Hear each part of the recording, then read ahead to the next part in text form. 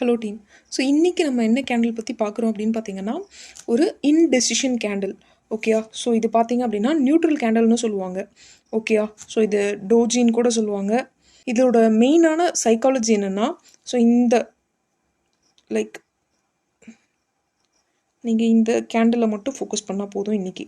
ஓகேயா? இதோட மெயினான கான்செப்ட் என்னென்னா, மார்க்கெட் வந்துட்டு ஒரு ட்ரெண்டில் போயிட்டுருக்கு அப்படின்னா அந்த இடத்துல ஒரு சப்போர்ட்லேயோ இல்லை ரெசிஸ்டன்ஸ்லேயோ இந்த மாதிரி ஒரு கேண்டில் ஃபார்ம் ஆகுது அப்படின்னா அதோட ட்ரெண்டை சேஞ்ச் ஆகிறதுக்கு கிட்டத்தட்ட ஒரு 50% சான்ஸ் இருக்குது. ஒய்? பிகாஸ் பையரும் அந்த இடத்துல வின் பண்ண கிடையாது, செல்லரும் வின் பண்ண கிடையாது.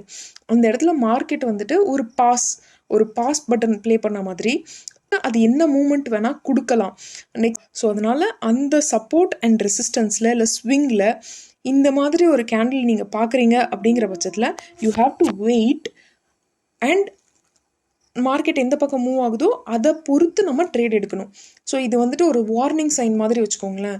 ஸோ இந்த வார்னிங் சைன் இருந்தது அப்படின்னா நீங்கள் ப்ரீவியஸாக ஏதாவது ஒரு பொசிஷன் வச்சுருந்தீங்க அப்படின்னா அதை க்ளோஸ் பண்ணலாம், இல்லை பார்ஷலாக ப்ராஃபிட் புக் பண்ணிவிட்டு வெயிட் பண்ணலாம். ஸோ இது வந்துட்டு நம்மளோட லாஸை குறைக்கிறதுக்கும் இந்த கேண்டில் ரொம்ப ஹெல்ப் பண்ணும். ஓகே, ஸோ நீங்கள் மார்க்கெட்டில் பார்த்தீங்க அப்படின்னா இன்னுமே உங்களுக்கு ஒரு கிளாரிட்டி கிடைக்கும். ஓகே, இப்போ இந்த ஐசிஐசிஐ வீக்லி சார்ட் வச்சுருக்கேன். இப்போ இதில் பார்த்தீங்கன்னா இந்த இடத்துல மார்க்கெட் வந்துட்டு என்ன பண்ணியிருக்குன்னா ஒரு இன்டெசிஷன். ஓகே, இது வந்துட்டு ஒரு இன்டெசிஷன் கேண்டில் தான். ஓகே, இந்த இடத்துல இருந்து மார்க்கெட் ரிவர்ஸ் ஆயிருக்கு. But you don't worry about that. இந்த கேண்டிலை பற்றி கவலைப்படாதீங்க, ஜஸ்ட் இந்த ஏரியாக்காக நான் உங்களுக்கு சொல்கிறேன். ஓகே, ஸோ இப்போ பார்த்தீங்கன்னா மார்க்கெட் இந்த இடத்துல பிரேக் ஆகிடுச்சு. ஓகே, இந்த ரெசிஸ்டன்ஸை பிரேக் ஆகிடுச்சு. ஓகே, ஸோ இந்த ரெசிஸ்டன்ஸை பிரேக் ஆனதுக்கு அப்புறமா ஸோ எப்போவுமே ஒரு சப்போர்ட் மார்க்கெட் பிரேக் பண்ணுது அப்படின்னா அது ரெசிஸ்டண்ட்டாக மாறும். ஒரு ரெசிஸ்டன்ஸை மார்க்கெட் பிரேக் பண்ணுது அப்படின்னா அது சப்போர்ட்டாக மாறும். ஃபார் எக்ஸாம்பிள் இந்த இடத்துல பார்த்தீங்கன்னா ரெசிஸ்டன்ஸாக இந்த ஏரியா ஆக்ட் ஆகிருக்கு. அதை மார்க்கெட் பிரேக் பண்ணதுக்கு அப்புறமா திரும்ப அது சப்போர்ட் ஏரியாவாக மாறிருக்கு. ஸோ இதுதான் கான்செப்ட். ஸோ இந்த இடத்துல பார்த்தீங்க அப்படின்னா உங்களுக்கு நல்லாவே தெரியும்,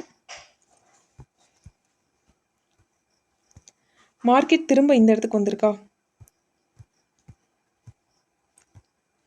நீங்கள் வந்துட்டு என்ன பண்ணியிருப்பீங்க அப்படின்னா இந்த ரெசிஸ்டன்ஸை பிரேக் பண்ணும்போது நம்ம இங்கே என்ட்ரி கொடுத்துருப்போம். ஸோ இங்கே என்ட்ரி கொடுத்துட்டு ஓரளவுக்கு ப்ராஃபிட் புக் பண்ணதுக்கு அப்புறமா ஆர் நம்ம இன்னும் மார்க்கெட் மேலே போகும்னு வெயிட் பண்ணுறோம் அப்படின்னா திரும்ப இதே ஏரியாவுக்கு வருது, அதாவது ரெசிஸ்டன்ஸ் ஏரியாவுக்கு திரும்ப வருது. இப்போ அது சப்போர்ட்டாக மாறி இருக்கும் போது என்ன ஆகும் அப்படின்னா இந்த கேண்டில் பார்த்தீங்கன்னா தெரியும்.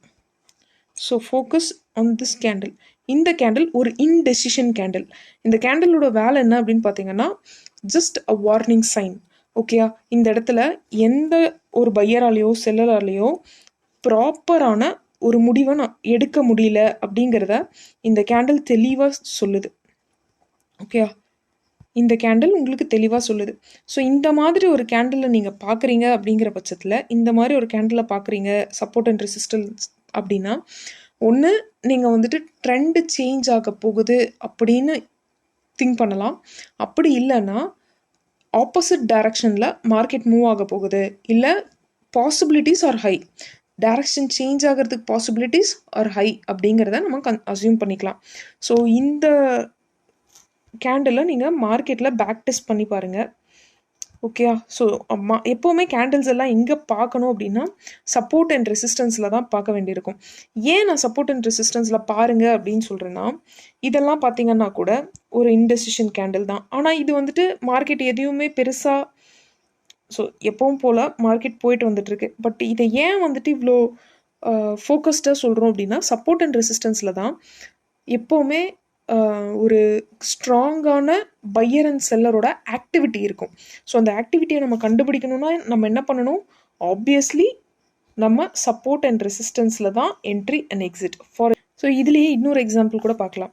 ஃபார் எக்ஸாம்பிள் இந்த இடத்துல பார்த்தீங்கன்னா மார்க்கெட் இங்கிருந்து திரும்பி இருக்கு.